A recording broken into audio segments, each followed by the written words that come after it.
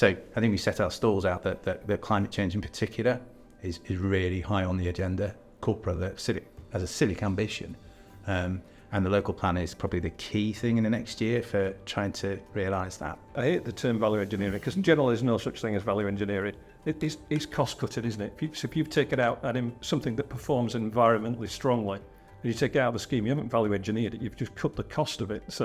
So we can cut costs, but is that the right thing to do? And is it acceptable and moral to do that now? Our processes also include a very strong focus on carbon as a focus as well as financial. So anything that comes to us for funding, we assess against carbon targets as well as financial targets, which I think is important.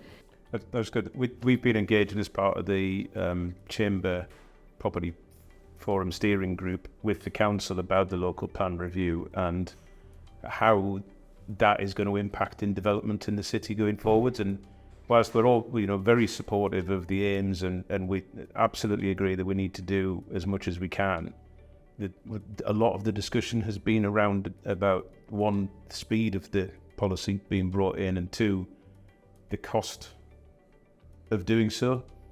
And actually, not just in the city centre. When we looked at the numbers, we found that a lot of the requirements were going to be pretty difficult to make work in the city centre. But if that's then going to be a city-wide requirement, you're never going to build anything in Otley or Pudsey or Farsley or wherever. Leeds has always been accused of being a city that isn't green enough. But I think I can see change now, and I think there's response to that in the way that Leeds is evolving now with Air Park, for example. That piece around how we articulate the vision for what the city is, what we want for the city over the next 5-10 years, to hopefully put Leeds up there as a place where people want to invest is going to be really important too. So not just a point around the standards and the impacts now, but actually looking further ahead, how we can articulate a distinctive vision for Leeds, which means we will be able to attract more, I think is really important. We've just had But the Lerb has become an act now, which introduces all sorts of things like design coding, with my particular interest, and we are talking about design here. We are going to have to, it will open up a conversation about what the city looks like and, as you say, what our aspirations are. And the important thing I think you said was, what's distinctive about Leeds. It is already a very distinctive city. It's how you capture that and build on it. We got some funding from the Home Office to work on the safety of women and girls, and so we decided to look at parks, because we knew that women are much less likely to use parks, 3 times more likely than men to see a park as an unsafe place to go. So what we did is then developed a set of guidance based around what we found in the research.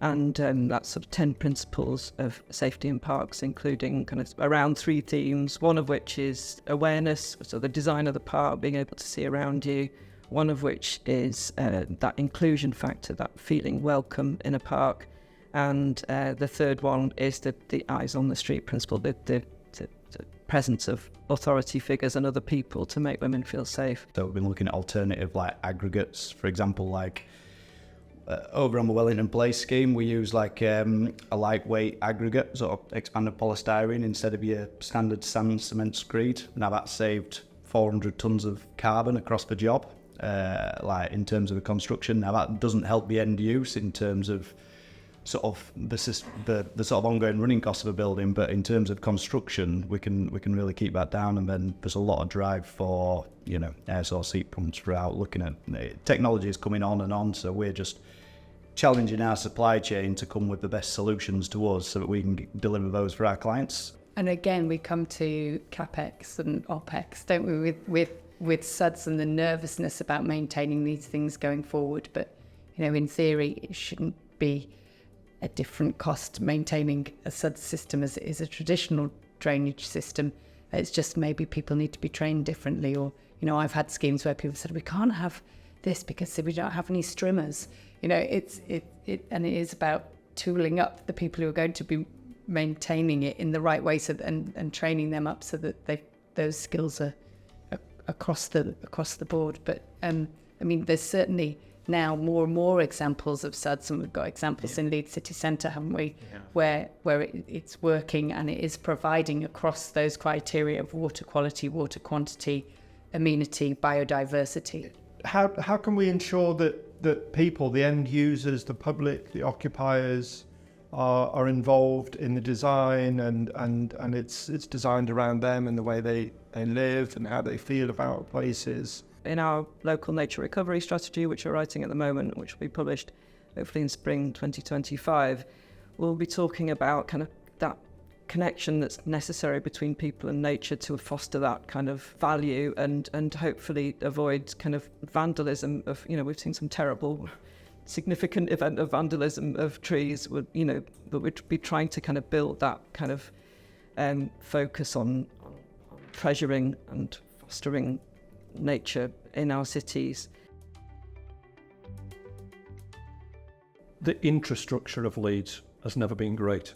Getting around the city, getting into the city regions and getting into the wider West Yorkshire regions, it's never been easy. It takes so long to get anywhere in Leeds. And I think I really welcome the investment, the announcement of the mass transit scheme in West Yorkshire, because that will, I think, create a real, they talked about Northern Powerhouse and all those initiatives that have gone before, but that will actually create a marketing model, that can really leverage value everywhere. I suppose the question on that is how quickly can we get confidence or any certainty around what that is, what it looks like and how it's delivered, because I think there's a risk at the moment as it's talked about a lot for quite a prolonged period, and in conjunction with HS2 and the land which was earmarked and some key development land in central Leeds which is currently sort of earmarked for HS2 development, which who knows if that will or won't ever arrive. But I think I'm right in saying it's the biggest city in Western Europe without a mass transit system, and that in itself is a pretty damning position. Not pointing fingers at anybody, but it's something that must be a priority for the city region, the mayoral authority to get delivered. I think it also has to be part of a much more intricate network as well, though, of walking and cycling and buses and all of that kind of thing. We know that this is, I think, is Sustrans statistics, but we know that walking and cycling schemes can deliver up to £13 worth of benefit for every £1 spent. Whereas you look at road schemes and they're more in the £1 to £2 benefit for every £1 spent. That actually that dealing with some of those more local journeys as well. We talked before about inclusive design, and we know that our transport networks have been designed around that very sort of linear journey of commuting in for work, commuting from the home into work and back again, and not the journey where you're dropping off your kids at school and then you're going to the shop to get something, and then you go into work and then you've got to go back via the doctors. And so actually designing a transport network that works for some of those other journeys and works more widely for more people